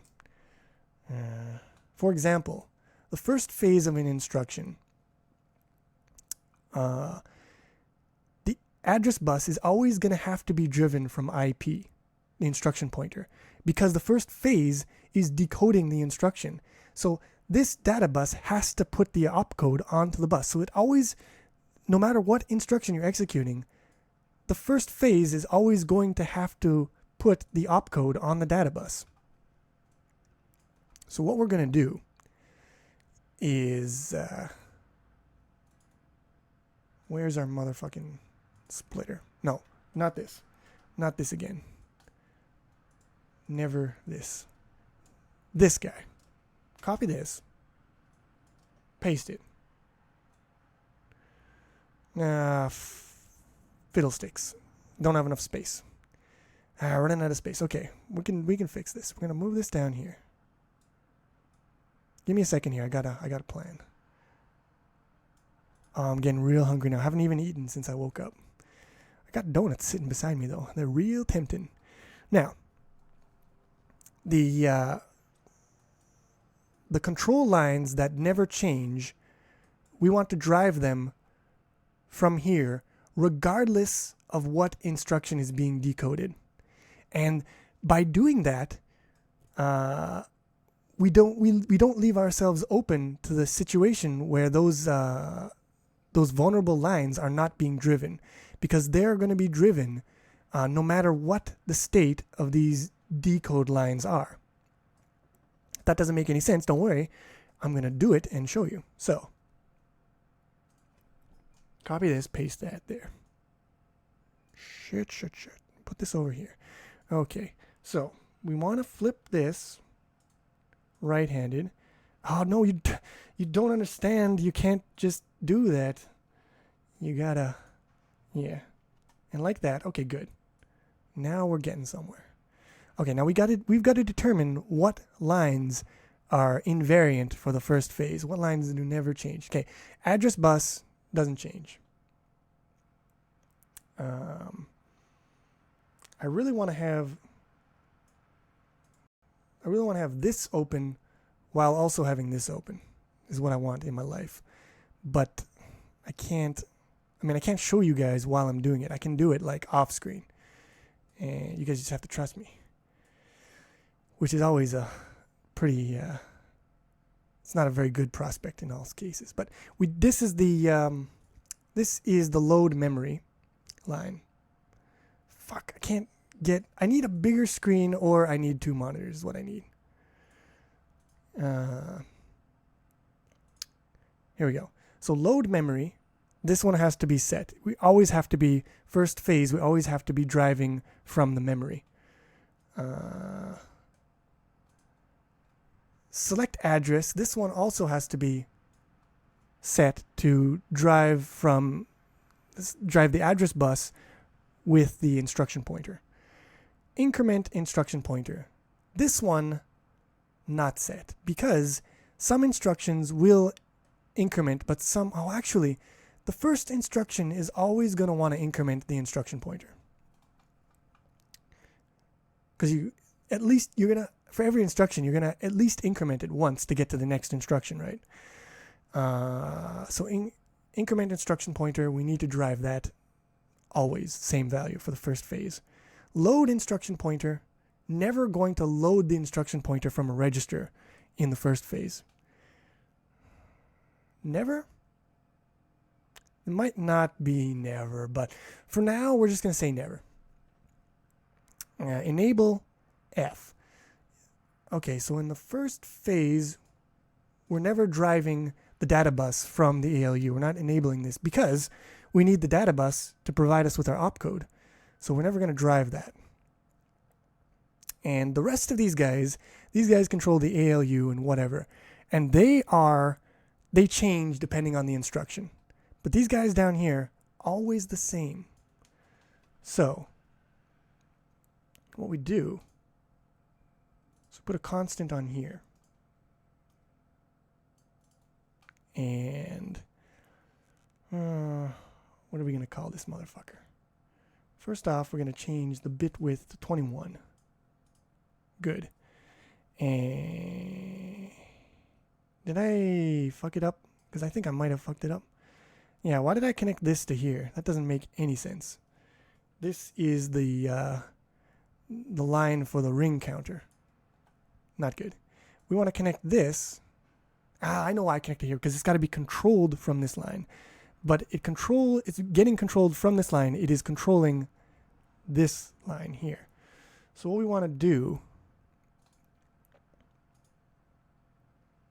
control the buffer, put that here, and you are facing the wrong direction. Yeah, so we'll do that.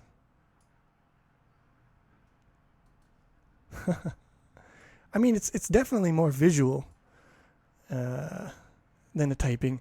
I don't know about easier, but different strokes for different folks. You could be correct. Or you could just be, what's the word I'm looking for? Being ironic. Not being completely genuine in your assertions, sir. Anyways, so what we've got here is now we're driving some of these lines always to the same value when we're in phase 0. And that is going to prevent them from being undriven while we transition between instruction decode lines. Okay. So now the only question here is, what do we drive these lines to? And that is going to be binary number. The only thing that matters is the bottom, so however many bits, or no, the top, right? It's the top bits that matter because we start at 20. So that means that load memory is going to be definitely a 1. Select address is going to be 010. Increment IP is going to be a 1. Load IP is going to be a 0. Enable F is going to be 0. And the rest don't matter, but they have to be set to 0. Otherwise, this will be just, fuck. No. Okay, it doesn't matter. No, it does matter. Fuck me. Okay. Let's try this again. I'm not losing my sanity, I swear. 1. 010. Increment IP is 1. Load IP is 0. Enable F is 0. And the rest are all zeros. But the number of zeros we input is very important here. How many zeros have we input so far? We have input 7 zeros. 7? Yes. So we need to input 14 more. 1, 2, 3, 4, 5, 6, 7, 8, 9, 10, 11, 12, 13, 14. Yes, QXY is correct. Today, most of the time, you don't create a CPU by laying out the actual logic circuits. You use a language called VHDL or some other kind of hardware description language, and that language tells you the logic, tells the compiler the logic that you want to do, and the compiler then compiles that into circuits, which are then laid out onto silicon, and well, by the generation of masks. But this will allow you to, I like to do it this way because it allows you to see the actual functioning of the system, the circuitry, and how it works. But yeah, then no one builds, the next Intel i7. They don't build it using circuit diagrams. At least not at the low level. You might have some on the upper level stuff. You might have some diagramming, but for the most part, that motherfucker is all HDL. All right. So now we are driving this. Why is did I turn simulation is not enabled? So now why is this like this? We're gonna reset this motherfucker, and then we're gonna cross our fingers and toes, and no wires will be crossed, and it's gonna work. Yes, it worked. Okay. So this was the thing this was basically the design I had before. And it realizes that these lines are always the same for the first phase of any instruction. And so we can drive them from here. And by driving them from here, that means that they are invulnerable to fluctuations in here.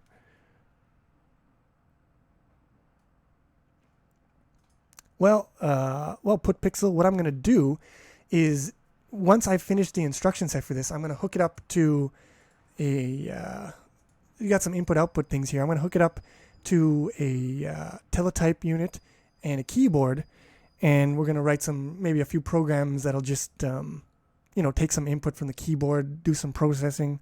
I don't know.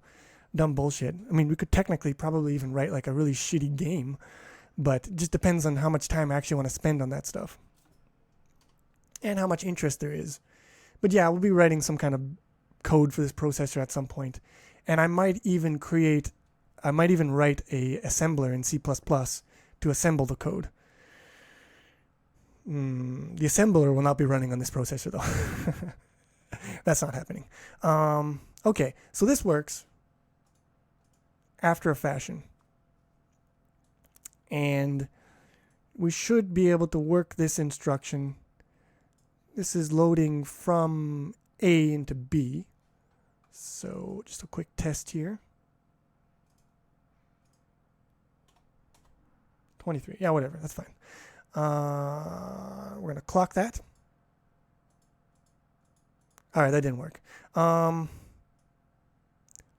don't you work? First of all, there's a couple of problems here. One of the problems, it's not a big problem because they're doing the same thing, but this one drives the bus for phase 1, always. Like, invariant of what opcode it is. This one's always driving the bus. So, we want this stuff to no longer drive the bus. Just because. 11 to 13... Alright, so that's line 14. 11 to 13. Yeah.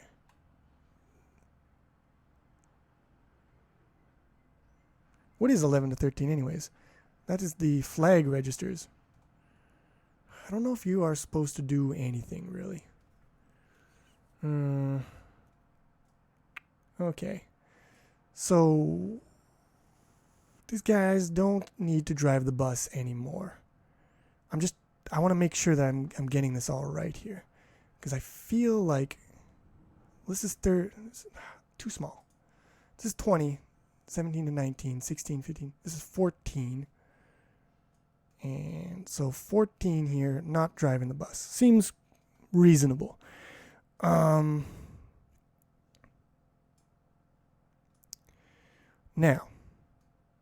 fbus is error, but that's fine because we're not using that. It can be error. My problem here is, why is this being driven to the value? Yeah, why is this address bus being driven? Wait, why is IP4? Why is any of this stuff happening? Is what I want to know. So, I'm going to clear this. I'm going to load a value into here. Okay. What are my control lines looking like? Okay, first off, it's destination source. So if we want to load into B, no wait, yeah, it's got to be 2, 0, 2, not 0, 1. That is load, 0, 1 is load B into A. We want to load A into B. Okay. Now if we run the clock. Okay, it worked. Now this line here is red, but that's fine. It's because we're not putting good inputs into here.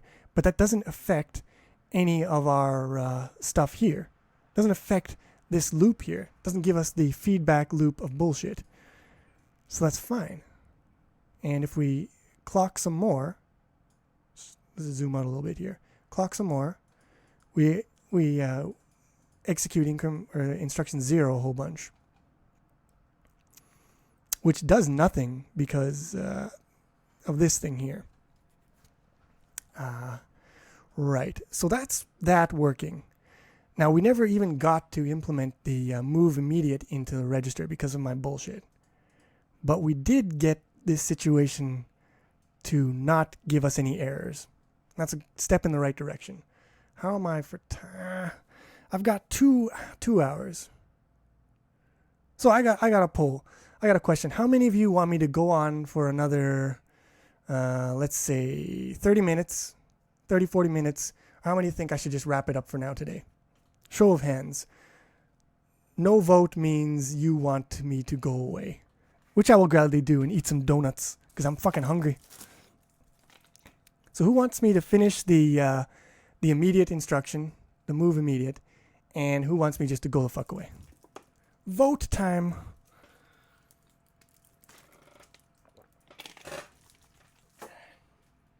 Ah, it's good water. I need to take a Waz too.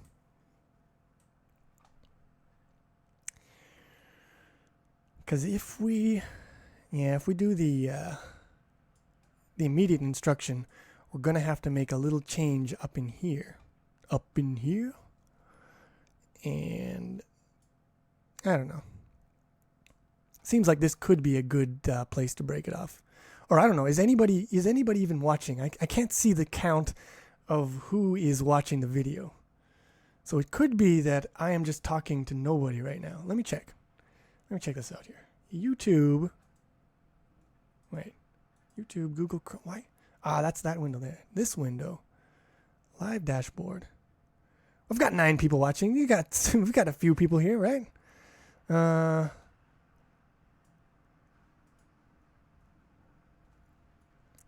When is the delay gonna get worked out? No, you guys can totally see this. So it's a no vote then?